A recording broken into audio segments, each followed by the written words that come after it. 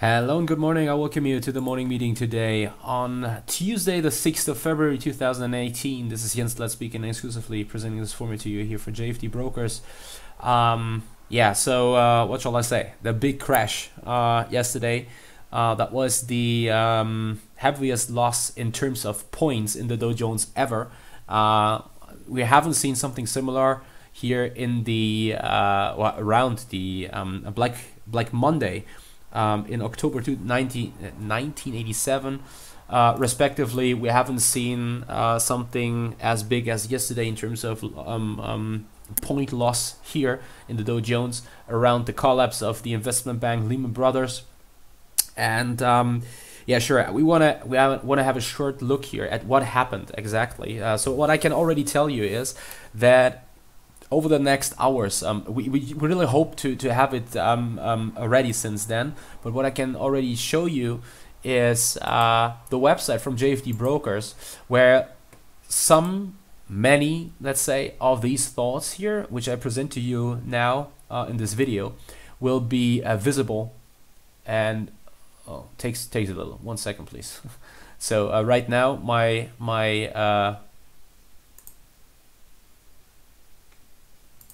my computer here is a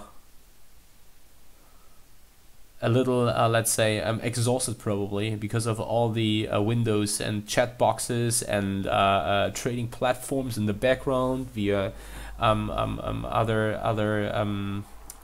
via remote services, even though that shouldn't weigh that heavily on my performance here on the PC.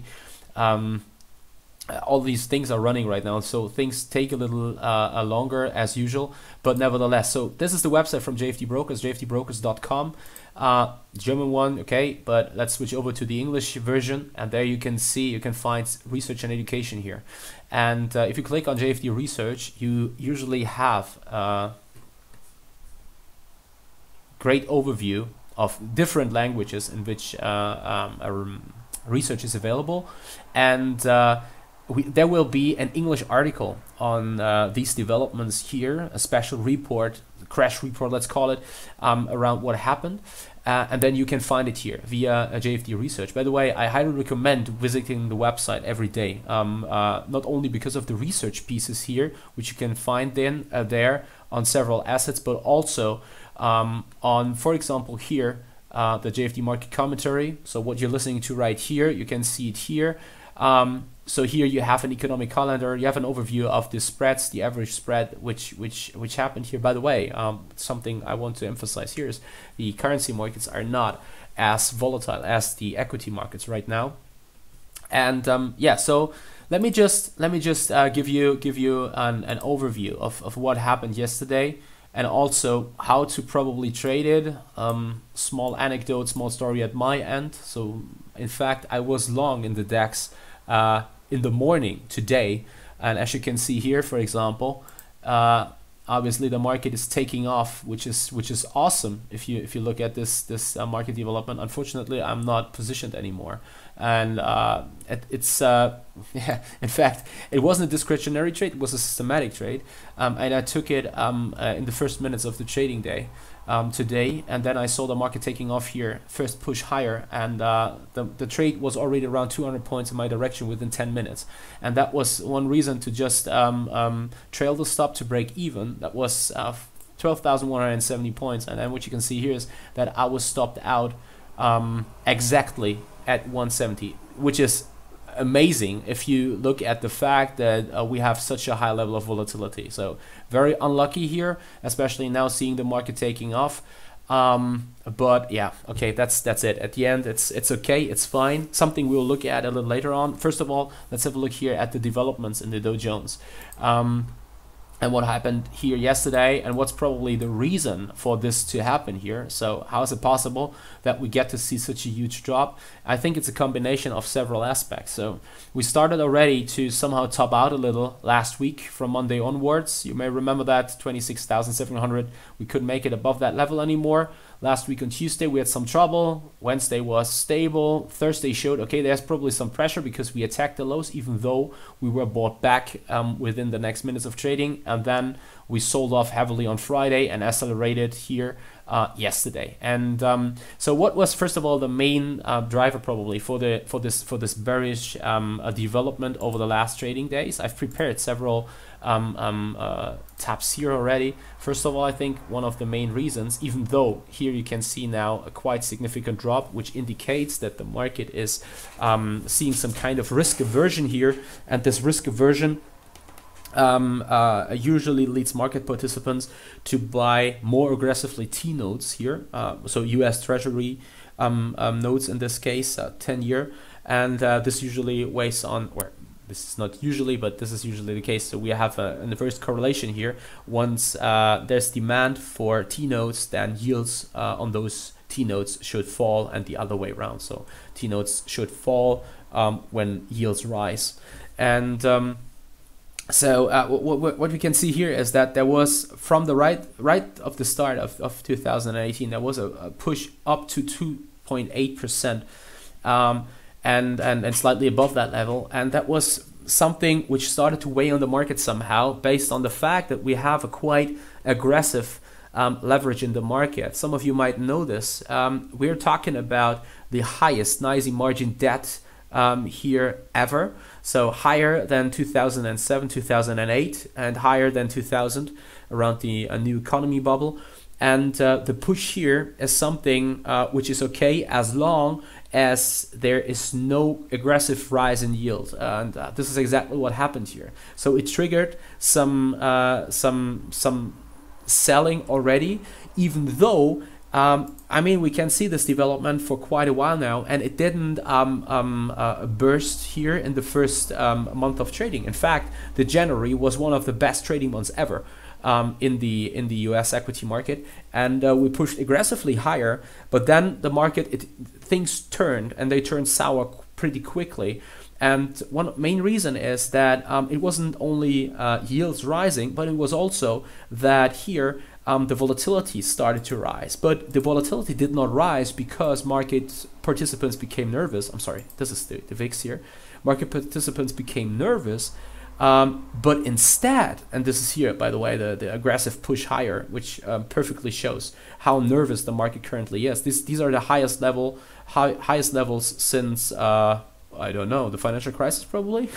But the thing is, let's first have a look at what happened here in terms of the volatility, and then let's try to interpret this number here a little better, because I think right now, when looking at other asset classes like gold, for example, we are not seeing very aggressive risk aversion right here, but it looks more like a short squeeze based on the high short position the markets built here over the last months during this, let's call it, risk parity approach, where they are going long equities while shorting volatility aggressively. And this is probably a short covering taking place here, which was unwind right now, and probably the market is about to bottom out quite soon, and probably reduce volatility significantly, and then pushing higher here again. But first of all, let's have a look at what happened here. So the market already showed some rising volatility and some rising VIX here over the last weeks. And the main reason for that was that it wasn't nervousness of the market participants and fear that something would rather sooner than later a burst here, a bubble bursting or something like that. No, it was that market participants bought aggressively call options and insured themselves from further rising markets and prices here. And they didn't even take care, they didn't care about any pullbacks in the market anymore. And that was a very, very greedy market environment which developed here. And so yesterday, and the days before already, from last week on Thursday, but especially from Friday onwards, the market started to accelerate on the downside. And the higher volatility rose, the more likely it was that high frequency trading algorithms here switched themselves off. That was also something which perfectly explains what happened here while this parabolic rise in the Dow Jones, for example. If you ask me, I think it was mainly algorithm driven, what we've seen here. And so the thing is that those algorithms usually switch themselves off the moment volatility rises, and they can't really calculate the risks anymore. While right now more than 70% of the market volume is HFT based, well, that means nothing more than the market is just losing any bid on the downside here, and the momentum can accelerate. And that happened yesterday, yes, in the evening then, and resulted in the Dow Jones dropping more than 1,600 points on the downside. And that's the long story shortened up aggressively here. And now the question is, what does this mean? Well, I'd call it a wake-up call for the market, because it's not only that, it's mainly technical driven, yes, but nevertheless, the market, we can see that here there is now some backfire, let's say, from the manipulation of the treasury markets from the central banks after the financial crisis in 2008.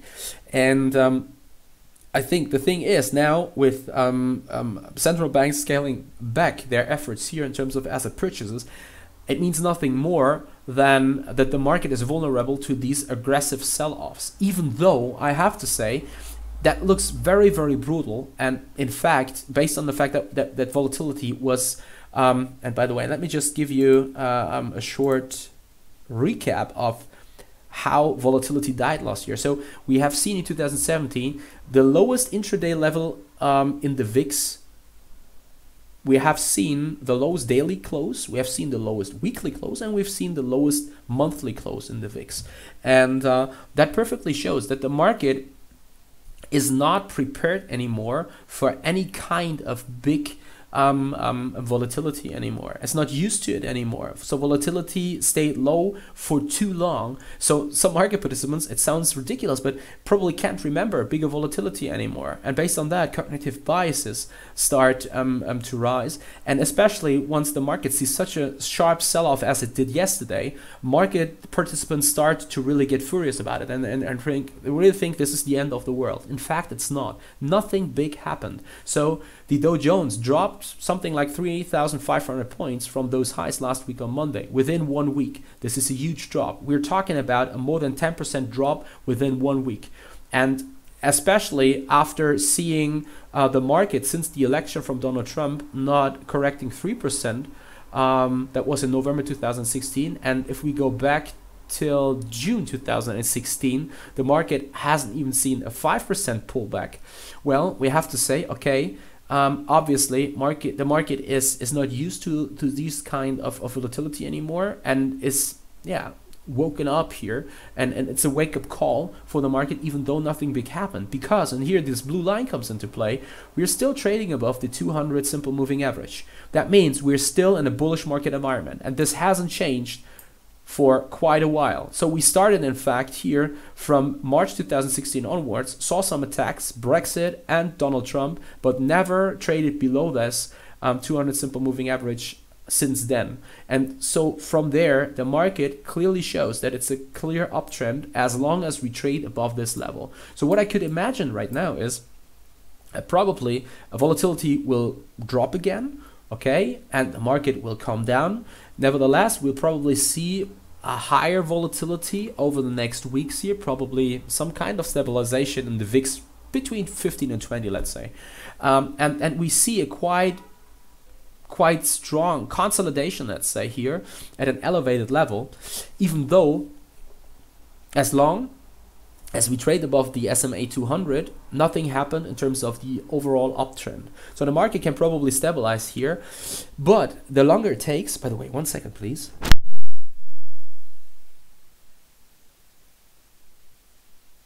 But the longer it takes, or let's say late summer, probably autumn, there's probably another chance that there will be another attack at this level here, at this simple moving average then. And the moment we fall below this level, this is probably then when turns start to turn sour, let's say, and when the bears are probably taking over, and then we get to see further pressure in the upcoming weeks and months then.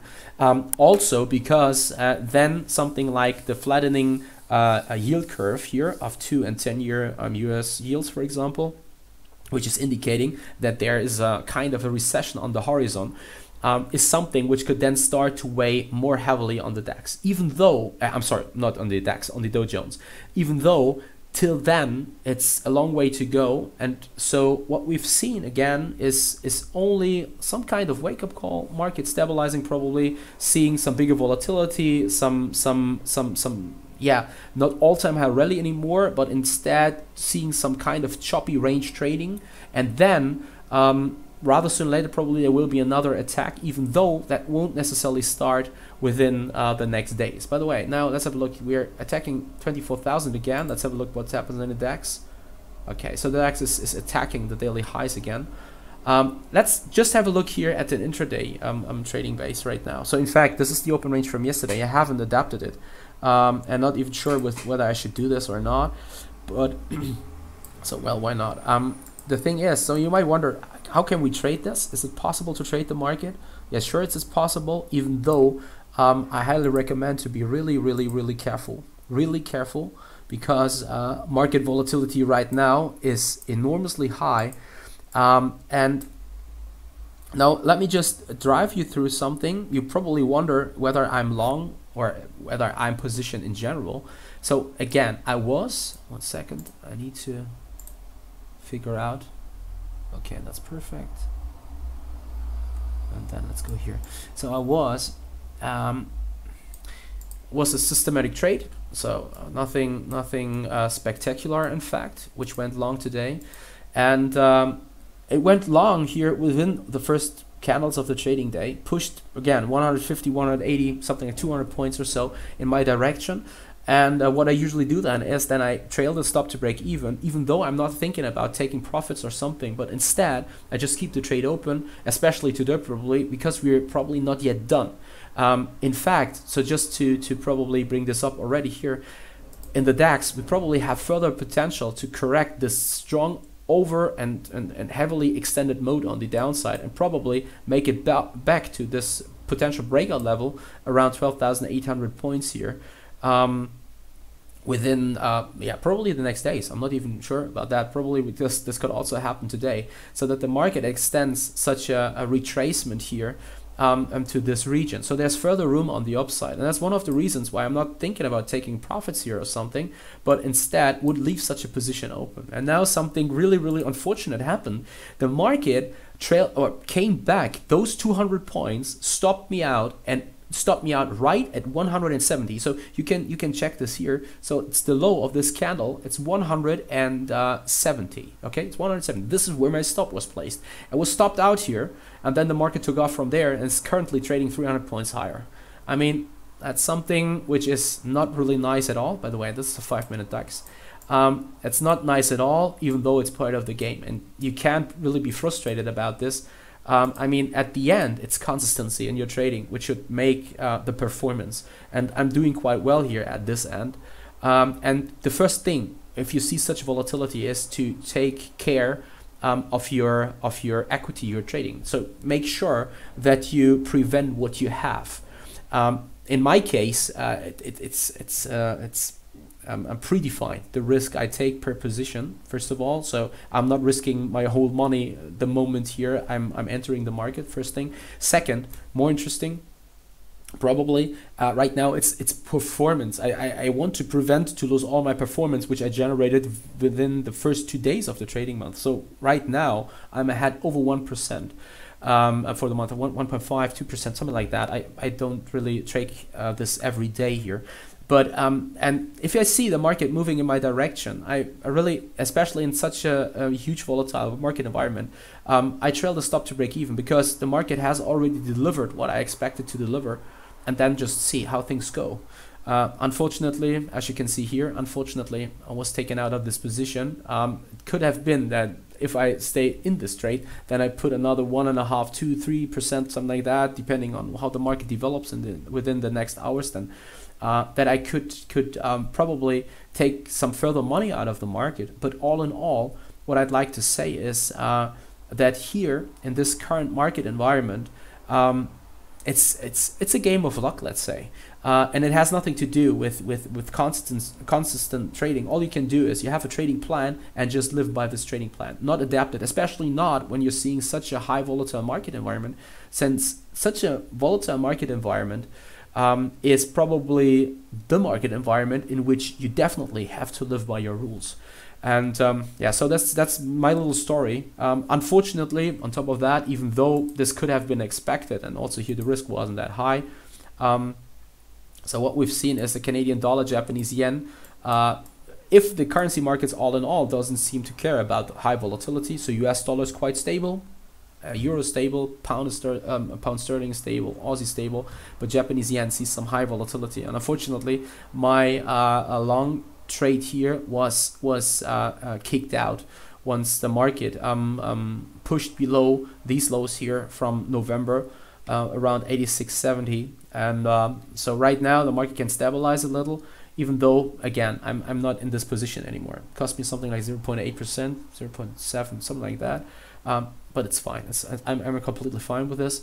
Yeah, so right now, in fact, I'm flat. I'm waiting for the market to probably stabilize here, and if they stabilize, then I start again to think about getting in the market. Not necessarily said that this will happen today. Probably it will take a little longer, till tomorrow probably, but right now I just try to be very patient here, especially, and really wait and see, because first of all, preservance of the capital is the first thing which a trader should look for, and then everything else comes with performance generating, all that stuff. And here, if you can't really calculate your risks, or the risk you're taking is probably too high, then the best thing is just to step back and say, okay, well, probably it makes more sense to just step back, wait till the market conditions turn again in your favor, which favor your consistency in terms of trading, generating performance, and then try to position yourself once this is given again. And yeah, so with this in mind, I'll just I want to leave this as it is. Probably the market will see another push slightly lower. So here we were traded at 380 in the morning meeting, the German version of the morning meeting. Probably interesting for intraday traders here. I mentioned the 300, 330 region. That's probably also potential long trigger we could look for. All in all, I think the market is very extended on the downside, meaning I think there's definitely some bearishness in the market to be found right now, even though I'd go for long engagements, aiming for an extended correction here, which could push us as high again as 12,800 points, probably slightly higher than that. Yes, okay, that's it. That's it on the DAX here. Again, Euro USD or other currency markets haven't seen so much volatility, taking out Japanese yen crosses, sure. I'm still very, very optimistic about the euro itself and the very stable performance it shows here. I'd really prefer probably a short push lower towards 129, 2080, 23 here, probably slightly lower than that, probably a retest of this trending on this trend line here, the channel trend line. Probably slightly lower, but I don't think that we're going significantly below 22. If this effect happens, then well, things could turn for the euro.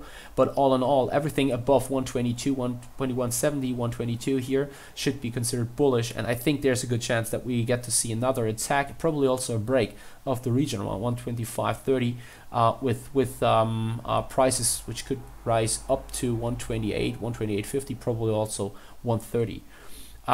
Also, one thing which I'd like to show you here is the performance in gold. I consider the current market conditions to be highly volatile, yes, but I don't see this risk aversion, and this has mainly to do with the fact that here, if you look at gold, you can't really see gold aggressively rising. So this is something which suggests that the market is not seeing this high level of risk aversion right now, and is probably also indicating that the current very aggressive spike in the volatility index VIX here is showing that it's more a short squeeze than it's really nervousness and excitement around market participants. And that's something which is also favoring here. This is also favoring, in my opinion, that the equity markets can probably make back some of the losses of the last hours of trading. Hours of trading in this case. So very interesting. In gold in general, from a pure technical standpoint, everything above 325 should be considered bullish. Short term, and has potential up to 1,360, 365 here. Yeah, and so that's it from my end. Wish you all the best. Happy trading. Watch your stops. Take care of your risk in this high volatile market environment. And talk to you again tomorrow, 10:30 a.m. GMT. I definitely look forward to it. Talk to you then. See you, and bye-bye.